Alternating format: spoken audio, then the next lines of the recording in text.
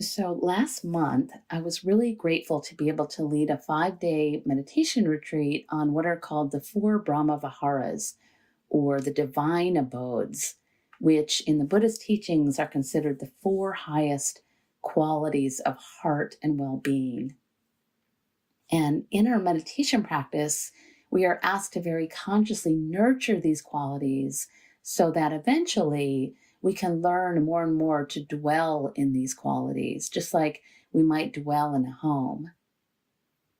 And the idea is that over time, we can actually become that kind, calm, compassionate home or refuge for both ourselves and others, which means it's really the place where we will dwell or live from.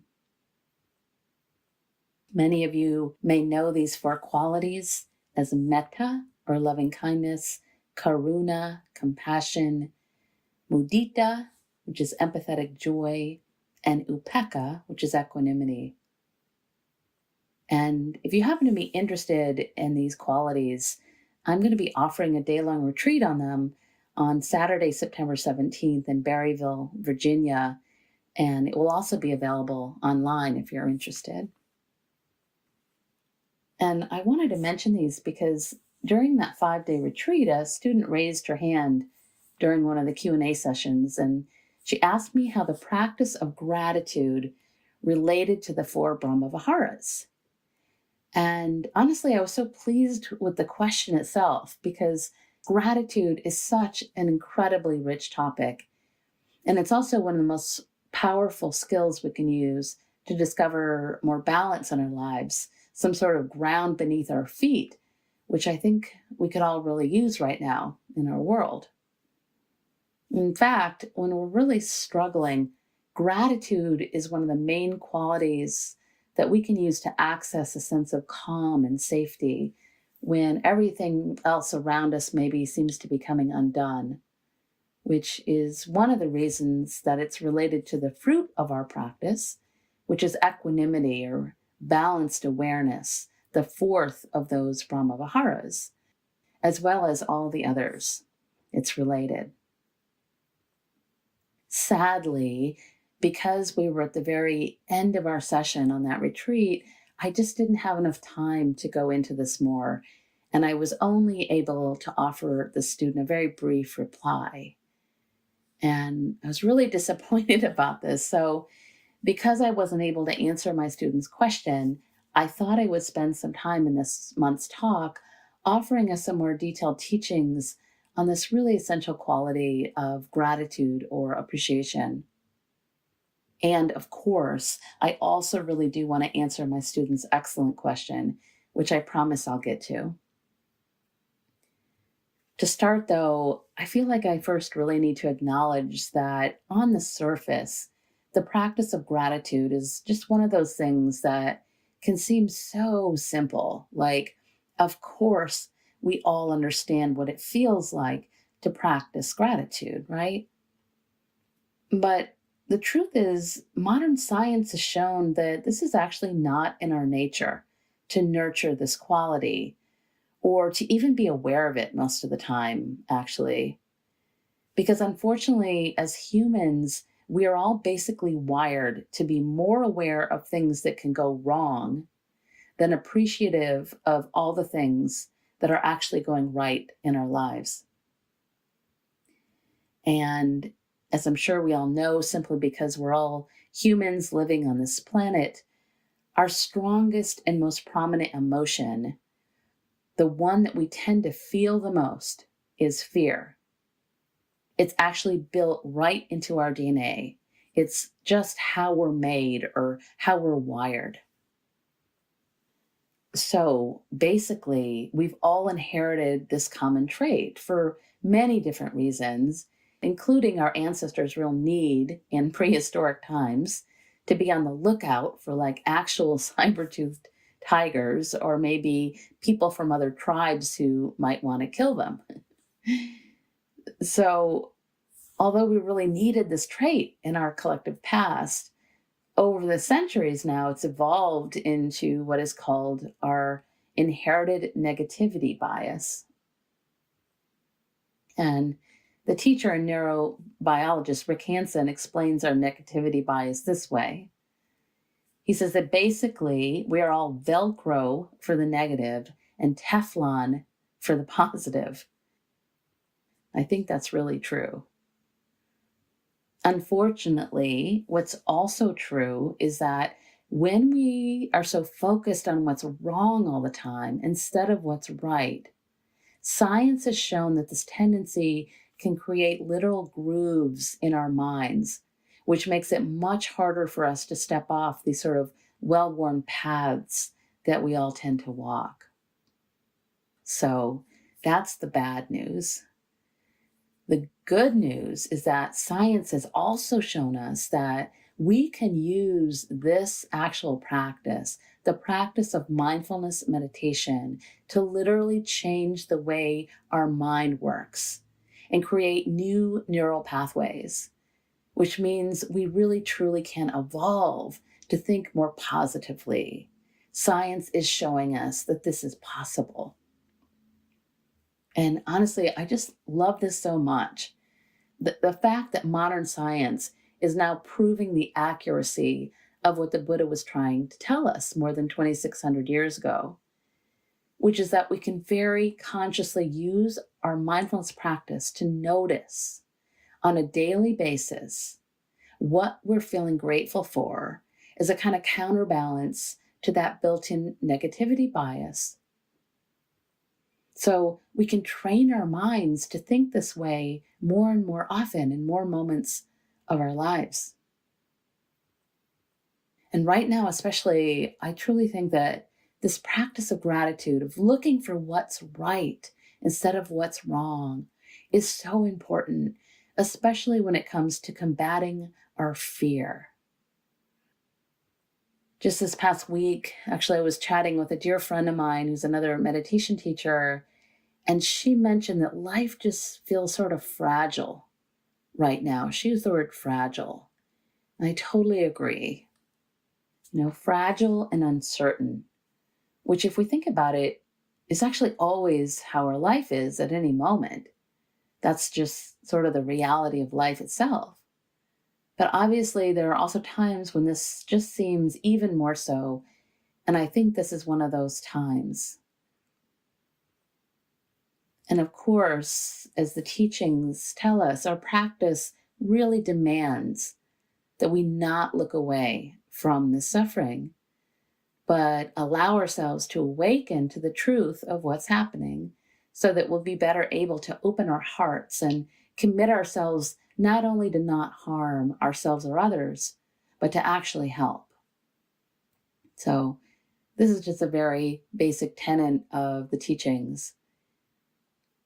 In the very first noble truth, the Buddha tells us there is suffering and that the suffering needs to be acknowledged. It's such a crucial first step and often really difficult. But again, many of us tend to forget that the Buddha also asks us to very consciously acknowledge what is not suffering, to look at those things that bring ourselves and others a sense of gratitude and appreciation and joy. More specifically, he urged us to use our practice to train ourselves to pay very close attention to what are often called the 10,000 joys and the 10,000 sorrows of life, and to truly acknowledge that life contains both. And he asks this of us so that we can train ourselves to develop a sense of calm and balance and ease right in the middle of all of it. The great Zen master Thich Nhat Hanh explained it this way. He said, "The ocean of suffering is immense, but if you turn around, you can see the land. The seed of suffering in you may be strong, but don't wait until you have no more suffering before allowing yourself to be happy. When one tree in the garden is sick, you have to care for it. But don't overlook all the healthy trees. Even while you have pain in your heart, you can enjoy the many wonders of life, the beautiful sunset, the smile of a child, the many flowers and trees. To suffer is not enough. To suffer is not enough. Please don't be imprisoned by your suffering. So, that being said, as we all know, actually doing this can be incredibly challenging for many, many different reasons. In fact, if we're honest, we might admit that we often struggle to look directly at both our sorrows and our joys, because acknowledging the truth of either of these can sometimes be really difficult. Again, mainly because of our tendency towards fear. So, for instance, especially when we maybe see so much suffering around us, it can often be a real challenge to allow ourselves to experience any joy or gratitude, because we might think that it's somehow selfish or self-centered, or we might be afraid that other people might perceive us as being selfish or self-centered if we express joy. Or, again, we might be afraid that if we acknowledge what's going right, or we feel happy or grateful about something, that we're in some way covering over the suffering or pretending that it's not there. Or we might be afraid that if we allow ourselves a sense of gratitude that, something bad might happen. Like we're kind of afraid that that other shoe's going to drop. And so what happens is we don't allow ourselves to experience too much gratitude or joy because we're afraid. We hold back. What's also true is that sometimes when we're feeling truly grateful for something, our human tendency, is to want even more of that. And so naturally, according to the teachings, we end up suffering around this. We also tend to be afraid that we might lose something that we feel grateful for, so we end up trying really hard to hold on to it, which again only makes us suffer even more. On the other hand, as we've all experienced, there's also a very strong desire within us to want to kind of jump right over all that messy suffering stuff as well. Because basically we're all naturally afraid to take a good look at suffering. We just really don't want to be with it. We want to feel it. But as the teachings so wisely show us, whenever we resist suffering or run away from it, fight it, maybe just pretend or deny that it's there, that is exactly how we continue to perpetuate the pain of it. And so sadly, as we all know, these strategies just tend to make it so much worse. And because seeing and acknowledging the suffering can be so difficult, it's really crucial for us to develop some wise, compassionate skills or practices that can kind of hold us, that can give us a sense of safety or shelter, refuge, or groundedness as we continue to courageously open our hearts to what is true. So essentially, what we really want to bring in is some balance, something to counter our strong negativity bias. And this is exactly where our practice of gratitude can really help us. In fact, in the Buddhist teachings on fear, which is, you'll recall, is our strongest, most dominant emotion, the practice of gratitude is considered one of two main antidotes that we are asked to apply as a way to help ease or reduce our fear. So there's two of these. And the very first of these antidotes is loving kindness, or metta, which you might recall is the very first of the brahmaviharas, or the divine abodes. And these two, loving kindness and gratitude, really go together. So for instance, when we're practicing loving kindness metta, we're making an effort to offer our kindness or friendliness to both ourselves and others, especially in times of difficulty, and recall that every single being, even those people that we dislike, are precious Every single being is precious. Personally, whenever I'm having a hard time thinking about someone who is maybe habitually trying for me, I often like to remember a famous teaching story about gratitude, which is about a blind turtle who lives way down on the floor of the ocean. According to the story, this blind turtle only rises up to the surface of the ocean one time every 100 years. And on the surface of this ocean, there's a very small gold yolk, which, as you might imagine, is being constantly blown around by the wind and the waves. And the Buddha asks, what are the chances of that blind turtle surfacing at just the right moment and in just the right place to be able to put its head through that little yolk on the ocean? Our chances of gaining a human life, he says, are just as improbable and therefore just as precious. And so we should all treat our lives and all other lives as if this were true. In fact, he really asks us to treat everything in this way, to see the preciousness of everything in the universe in the same way, and to remember that absolutely all of it is fleeting and impermanent, including, of course, ourselves. The modern teacher Mark Epstein tells a great story about when he and several friends were first learning about Buddhism, and they traveled to Thailand to meet the great master Ajahn Chah, who happens to be one of the main teachers of my teachers. And Mark wrote that after they'd gathered around this great master, they asked him to explain the Buddha's teachings to them. And apparently, Ajahn Chah simply motioned to a glass that was sitting on one side of him, and he asked, "Do you see this glass? I love this glass. It holds water admirably. When the sun shines on it, it reflects the light beautifully. When I tap it, it has a lovely ring. Yet for me, this glass is already broken. When the wind knocks it over, or my elbow knocks it off the shelf and it falls to the ground and shatters, I say, of course. But when I understand that this glass is already broken, every minute with it is precious.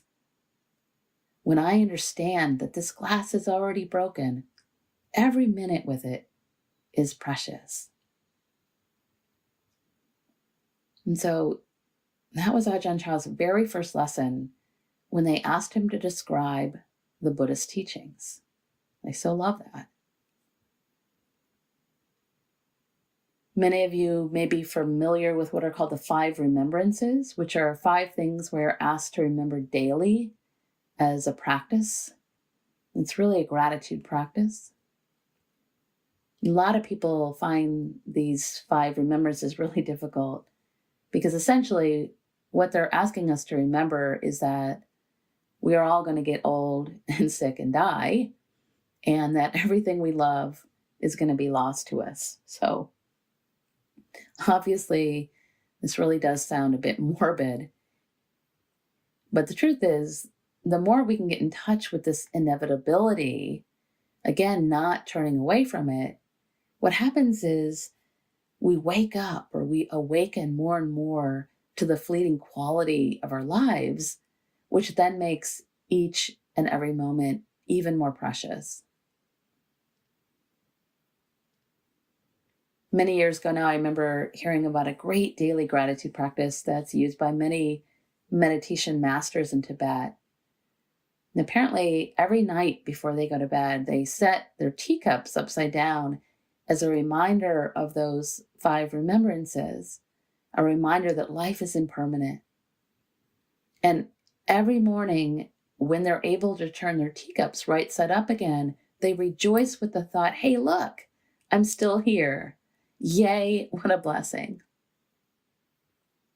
And as a confession, I need to admit that most mornings, the very first thing I turn over is usually my cell phone. But I really do still think of this teaching every time I do it. So I hope that still counts. Honestly, though, there are so many different ways that we can train our minds to be on the lookout for gratitude. It really, truly doesn't matter what it is, really, so long as it works to train our minds to become more thankful, basically, for what we already have, rather than being so aversive or somehow wanting even more. In the very first lines of the Dhammapada, the Buddha reminds us, all experience is preceded by mind, led by mind, made by mind. Speak or act with a corrupted mind, and suffering follows as the wagon wheel follows the hoof of the ox. All experience is preceded by mind, led by mind, made by mind. Speak or act with a peaceful mind, and happiness follows like a never departing shadow. Very first lines of the Dhammapada that shows us how we want to train our minds. And by the way, I want to remind us, or maybe emphasize, that our wanting is in no way wrong. Of course we want things for ourselves, for others, for the world itself. Of course we do. That is not the problem. The problem is that we expect things to be a certain way, which means our suffering is about our expectations, or maybe our shoulds, as in he should, she should, they should, it should, I should, etc. Basically, how we think people, things, situations, and ourselves should or are supposed to be. That's where the suffering comes in. But again, it's really important to remember that the wanting itself is really in no way wrong. Otherwise, all of our lives would really just come to a standstill when they just doesn't make sense. Another way to think of this is, how do we train our minds so that we can let go of needing things to be a particular way? How do we train the mind so we can let go of needing things to be a particular way? Many of you may know that besides our formal meditation practice, one of my very favorite non-formal ways of training the mind is by putting really short, pithy teaching phrases on sticky notes and then placing them in areas where we know we're going to see them often, which is usually in our house or somewhere in the office. This past year, actually, I thought one of these notes, these sticky notes, was so important that I taped it up where I thought I would see it the most throughout the day, which means that right now it's sitting right above the roll of toilet paper in the restroom, where I really do see that often. So it's a super simple question, but I cannot tell you how much it's helped me personally. And the question is, what are you grateful for today? Really simple. What are you grateful for today? And I love this for so many reasons, but I'll give you my top 3. The first one is that it almost instantly changes my state of mind by reminding me that I actually do have things to be grateful for. And the second one is, it also reminds me to pay attention, to become more aware, and to start using my mindfulness practice to really actively notice everything that I feel grateful for. And finally, and maybe most importantly, it almost always reveals my state of mind. It catches me, or maybe it calls me out, when I see it. Because honestly, I have to confess, a lot of the time, especially during those difficult days or moments, the answer that my mind screams out automatically almost is nothing. I'm not grateful for anything. And of course, then I need to laugh at myself and readjust.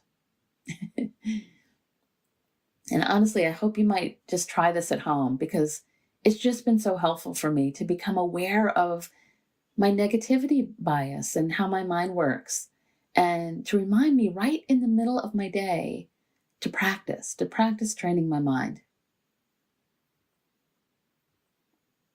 Another sticky note that I've placed close to that one is similar, and it's also really helpful, very simple.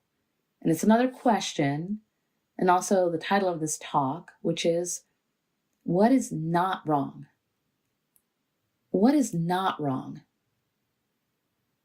And that one actually comes from a teaching from the great Zen master Thich Nhat Hanh, who told us this. We often ask, what's wrong? Doing so, we invite painful seeds of sorrow to come up and manifest. We feel suffering, anger, depression, and produce more such seeds. We would be much happier if we tried to stay in touch with the healthy, joyful seeds inside us and around us. We should learn to ask, what's not wrong, and be in touch with that. We should learn to ask what's not wrong and be in touch with that. I also like the way Del Byron, the poet, says this. I really love this. Evolutionarily, we're always concerned with what's not right. That's what makes gratefulness delightfully subversive. I like to think of gratitude as being subversive somehow. So essentially, what this practice is asking of us is to really recognize that our inherited perception or way of thinking tends to skew towards the fearful and the negative, and to realize that there's a very good possibility that because of this, we're actually not seeing the world as it really is, more accurately, with clearer glasses, if you will, with more of a sense of balance. It's those 10,000 joys and 10,000 sorrows. And according to the teachings, the way that we can start to see things more clearly for balance is to pay very close attention to what in the mind is unwholesome or negative, or which thoughts might be leading us towards greed and hatred or ill will, etc. And then consciously replacing these with more wholesome thoughts, ones that are going to lean more towards kindness and compassion and joy and balance. Again, those 4 divine abodes or brahmaviharas, which all involve the quality of gratitude. And so here is where I finally get to answer my students' excellent question about how gratitude comes into play when we consider the 4 divine abodes, or those 4 profound qualities of heart that we're being asked to nurture and then dwell in or live from. So with the first 2, kindness and compassion, metta and karuna, we might consider that there's a great sense of gratitude in the act of both giving and receiving kindness and compassion, isn't there? The sense of gratitude in both. And, it just makes us feel good because we can feel deep gratitude for both the giving and the receiving. And especially when it comes to that giving part of kindness and compassion, which in the Pali language is called dana or generosity, it is said that we experience a sense of appreciation and thankfulness in 3 ways in the giving. So the first is when we're simply thinking about offering someone our kindness or compassion, right? Just thinking about it. And the second way is the sense of gratitude we feel in the actual offering of our kindness and compassion while we're doing it. And finally, the third way is that there's gratitude in our remembering our kindness and compassion, remembering our offering. Isn't this true? So just for a moment, you might even think about a time when you offered your kindness or compassion to someone. How does it feel right now, just in the remembering of this kindness or compassion?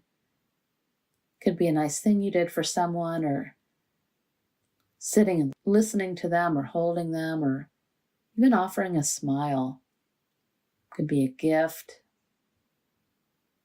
Maybe you said something nice to someone. How does it feel when you remember that?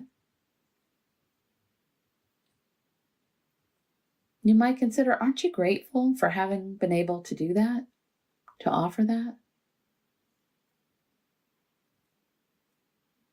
You might even sense the gratitude of being offered a kindness or compassion. How does that feel in the remembering?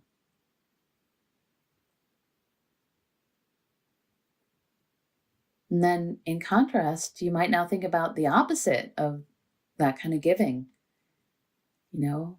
So we might honestly ask ourselves, what happens to the mind and heart when we simply think about offering someone our ill will or hatred? We're just hating someone, right? Like, maybe when we think of all the nasty things we might want to say to someone if we could, you know? And then we might even consider, what effect does it have on the mind and heart when maybe we actually do say or do something that's harmful in some way to someone. And then we might really consider, what is the effect on the mind and heart in our remembering of some harmful words or actions? You know, is there any sense of gratitude? You know, some self-righteousness, whatever it is? More often, you know, there's a sense of real regret and pain, isn't there?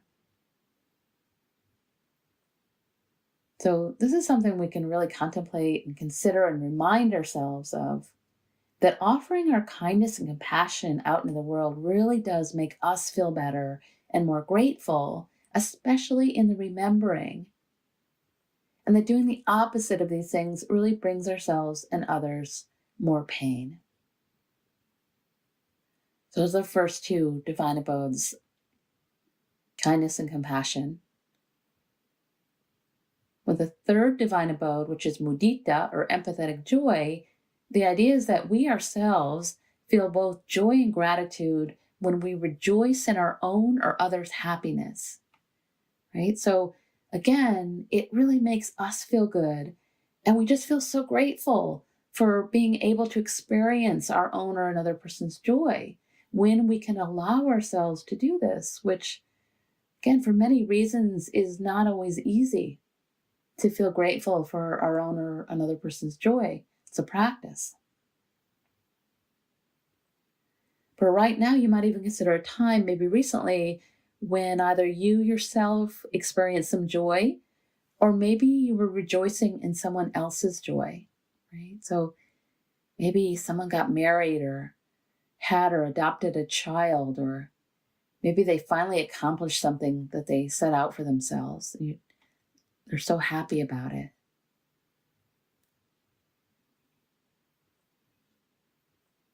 And as you remember, doesn't it feel good to remember your joy for this person and to be grateful for being able to experience this joy?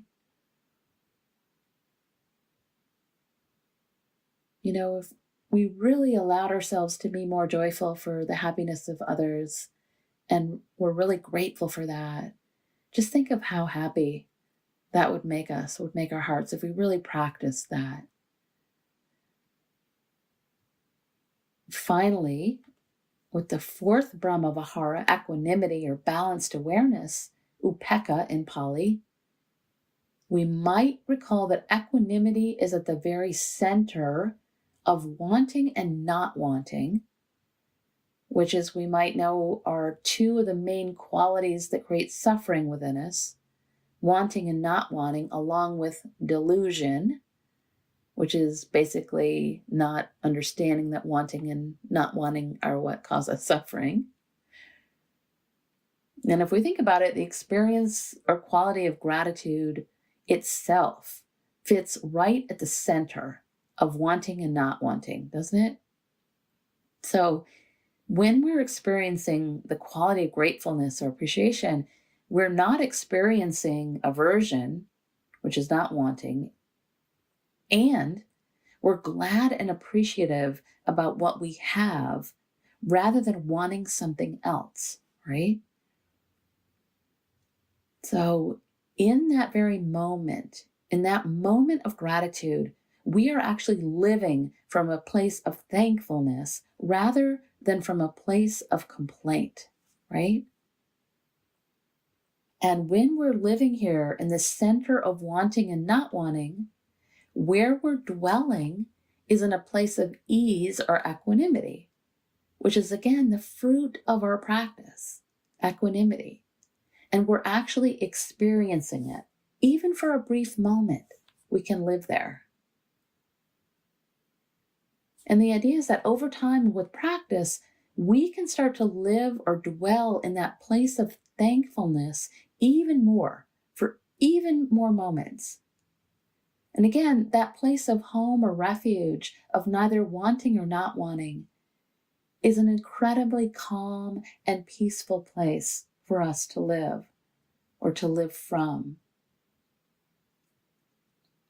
And by the way, it can be really helpful to remember that our gratitude does not at all need to be about the really big things in our lives. It can be the simplest things, or maybe all of those things that we tend to take for granted. For example, we might even start paying attention to all those moments in our life that we usually consider boring, which is mostly the ones we do all the time. So for instance, maybe we're turning on the water faucet and we might practice imagining what it might be like to be without water, and then be grateful for everything that we do with water. Be grateful for water, having water. Or maybe when we have hot water, wow, we might remember that for many people around the world, this is a real luxury. When we're reading, we might just pause every once in a while and simply rejoice in the fact that we can read. We might also pause and celebrate our body in whatever condition it may be in and say thank you for all these years. Thank you, body. We might even take a trip around the body, basically doing a body scan meditation, and say thank you to each separate part of the body, all those parts even that might not be functioning well. Like, thank you, feet. Thank you, legs, hips, abdomen, low back, chest, upper back, throat, head, etc. Thank you, heart, lungs, and other organs. We definitely want to thank our awesome senses, remembering that truly these are home. These are home. As the Buddha famously tells us in the Anguttara Nikaya, I declare that it is in this fathom-long body with its perceptions and thoughts that there is the world. There is the world. Besides our bodies, we can also start paying attention to every little thing around us and be thankful for it. All those things we take for granted, maybe, like even the furniture that we're sitting on. We might thank all the people involved in making it possible for us to do something as simple as sit in a chair. Or maybe if you're listening to this while you're driving, wow, there's actually a car that you're driving in. Be grateful for that. The people that made it for you, and the roads, etc. Could be the building we happen to be in, and all the utilities, especially that are in it, the electricity, the hot water, etc. Right now, maybe the air conditioning. Yay. We might thank the actual air for supporting us, thank the sun for shining, keeping us and all the other living things alive.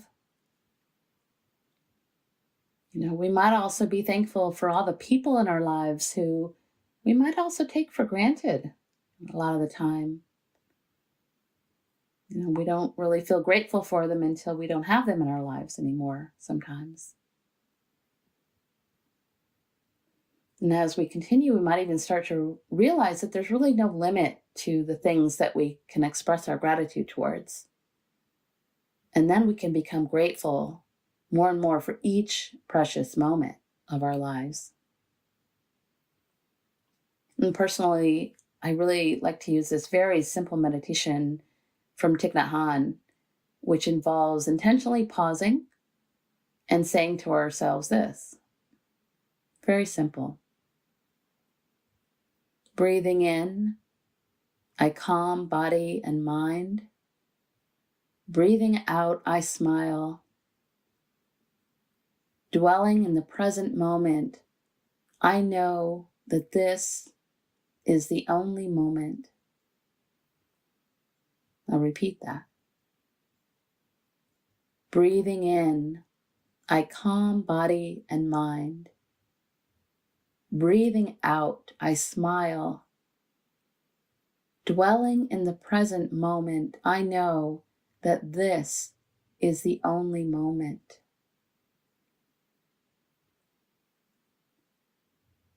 And of course, we can do this for a few seconds, or a minute, or 5 minutes, or just as long as we want.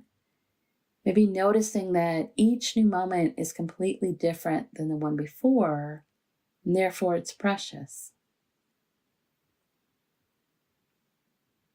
And finally, as encouragement, before I invite you into a meditation on gratitude, I wanted to end with one of my very favorite passages from one of my favorite writers, Barbara Kingsolver, who wrote this about the importance of nurturing gratitude, especially in times of difficulty.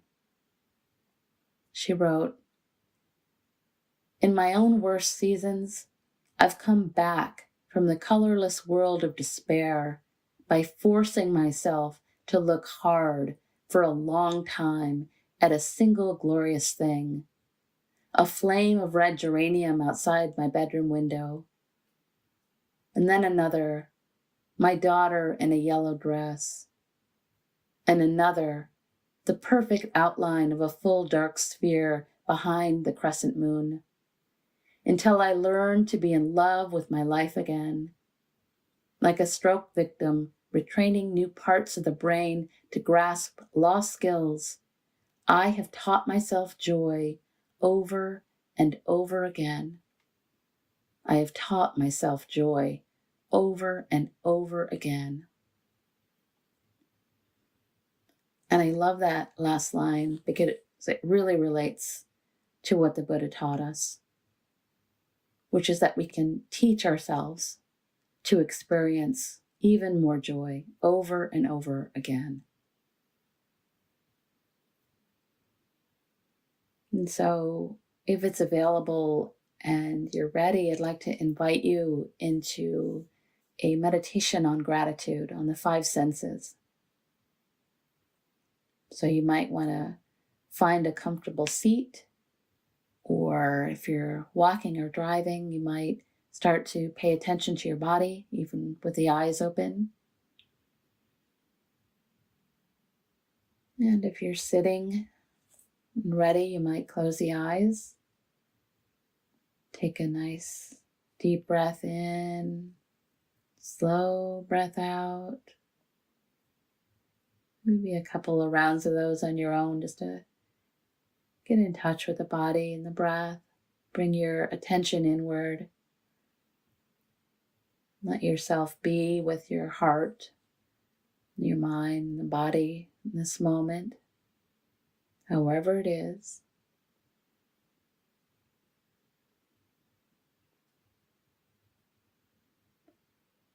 Think if you can allow the breath itself to help calm the mind and body, especially on each exhale, allowing the body to settle even more right here in the present.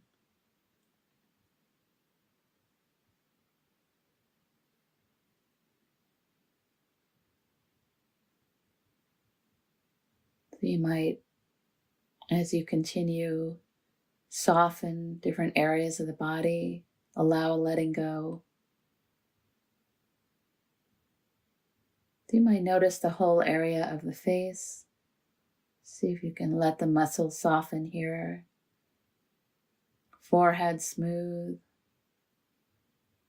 Eyes soft in their sockets. Teeth slightly parted so the jaw can relax. Face can relax. Still breathing.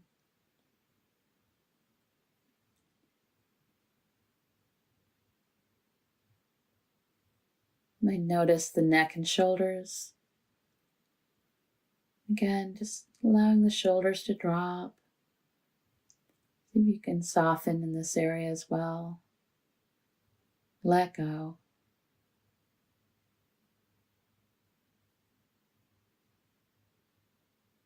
You might allow the tummy to be soft, undefended. Just naturally receiving the breath. Letting go.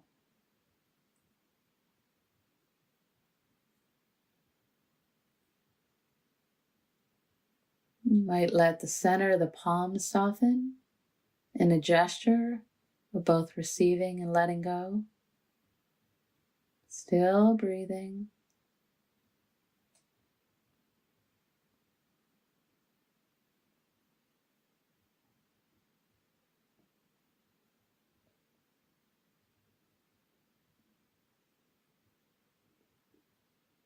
And aware of the body, the aliveness of the body. You might notice your skin in particular. Notice whatever it's sensing. Maybe your hands are touching your clothing. You might feel air on the skin, warmth, coolness.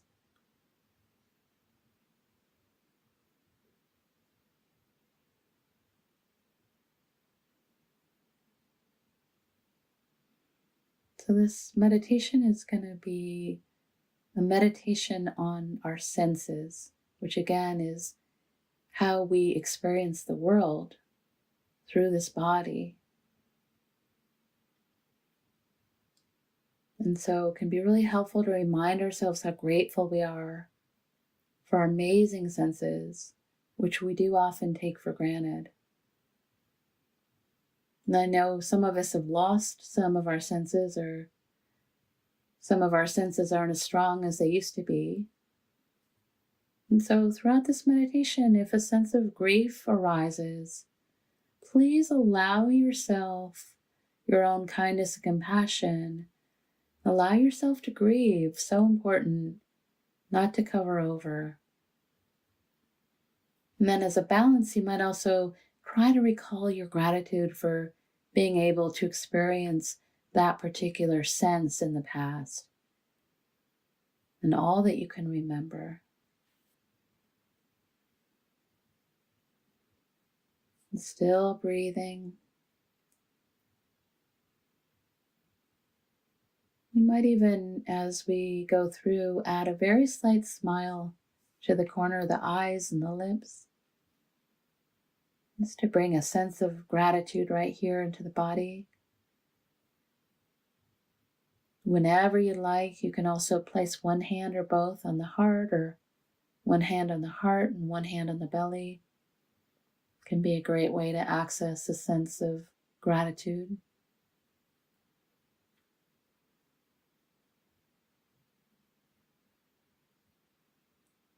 And as you're ready, I'm going to invite you to, again, pay attention to your body and your skin, especially remembering the amazing sense of touch.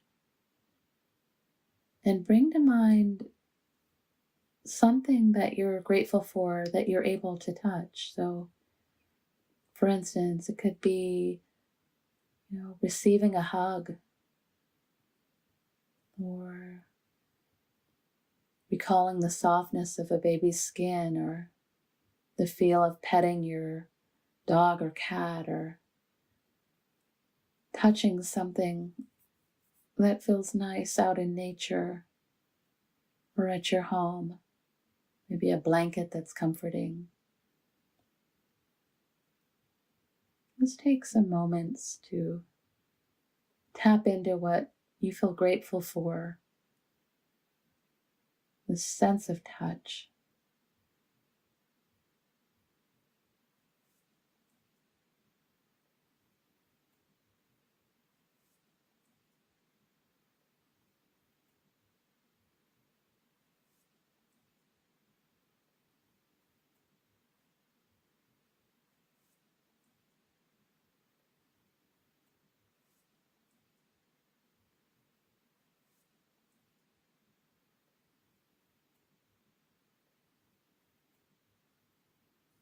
Now, as you're ready, I'm going to invite you to get in touch with sound. So, right now, you might even notice the sounds around you. Just be aware, get in touch with sound.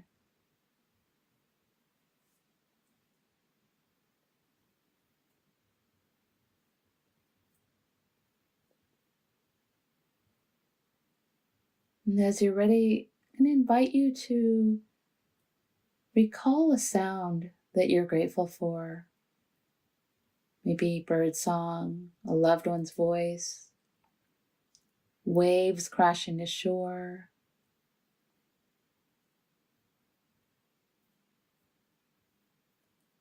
And as you think of sound or sounds, allow yourself to feel grateful for the experience of being able to listen.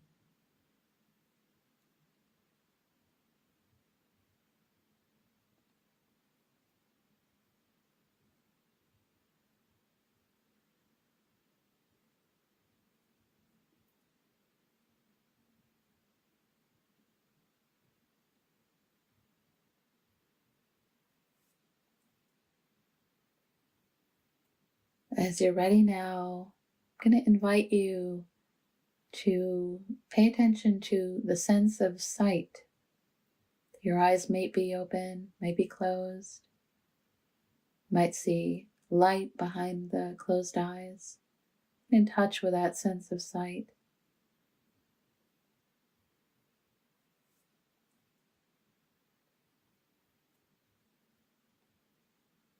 And then I'd like to invite you, as you're ready, to bring to mind different sights that you feel grateful for. Again, maybe the face of someone you love, beautiful sunset, a painting, the light changing, being able to see the moon, etc. And as you're doing this, allow yourself to feel grateful for whatever experience of looking that you have or have had in the past, maybe. Stay with that.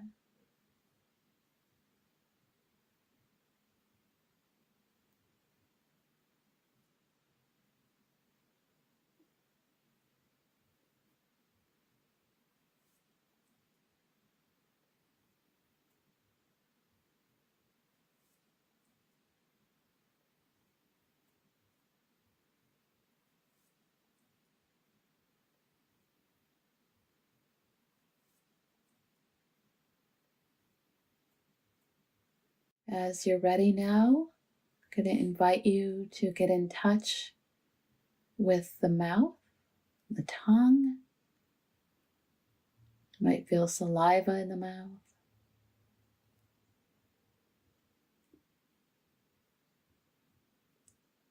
And I'd like to invite you to bring to mind a taste that you're grateful for, different tastes. Could be your favorite food or drink. Could be a snowflake melting on the tongue. Just think of different tastes and allow yourself to feel grateful for being able to taste all the things that you've tasted. Might even think of favorite childhood things that you used to taste.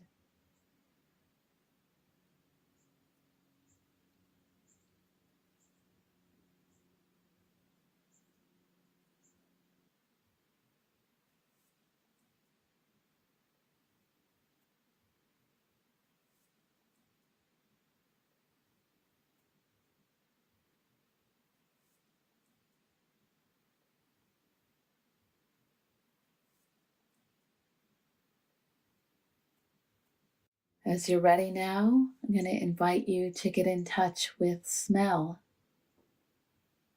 So you might even take a moment now, see if there's anything in your environment that you smell. You might notice the breath moving in and out of the nostrils.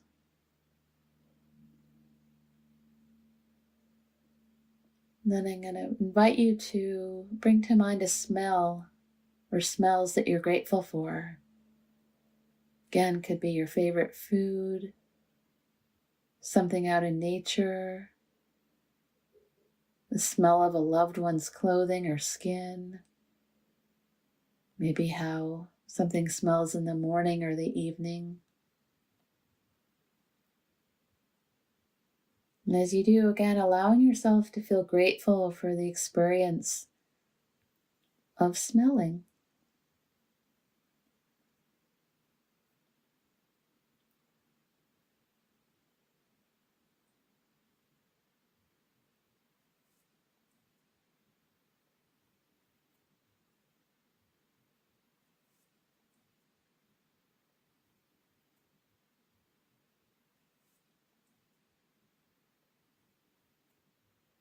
And finally, as we come to a close, I want to invite you to take a few minutes to simply rest in the feeling of gratitude itself.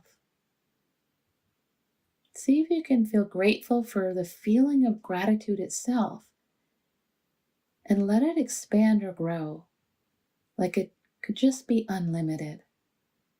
The gratitude itself could just be unlimited. And if it helps to recall some of the things you're grateful for, you can try that on just to get in touch with that. Stay with the feeling of gratitude itself.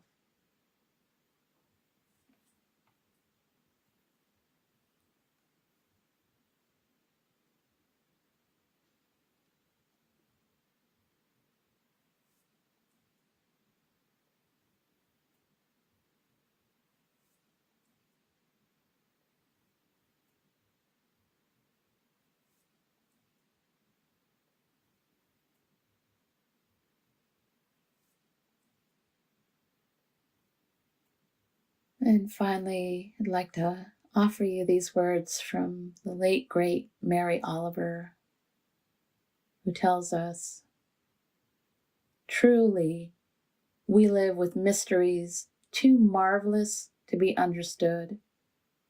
How grass can be nourishing in the mouths of the lambs. How rivers and stone are forever in allegiance with gravity, while we ourselves dream of rising. How two hands touch and the bonds will never be broken.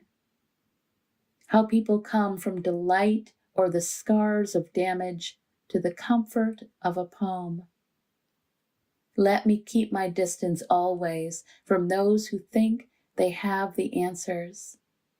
Let me keep company always with those who say, look, and laugh in astonishment and bow their heads."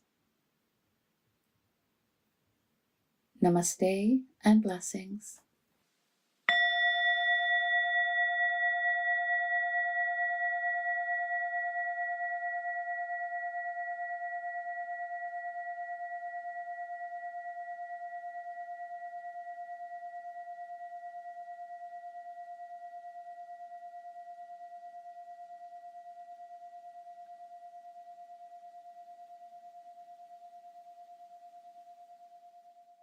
I hope you enjoyed this talk. These talks are always offered freely so that no one is ever denied access to these teachings, and your support really makes a difference. Dana is an ancient Pali word meaning spontaneous generosity of heart. If you feel inspired to offer dana, you can do so by visiting my website at www.impermanence.org.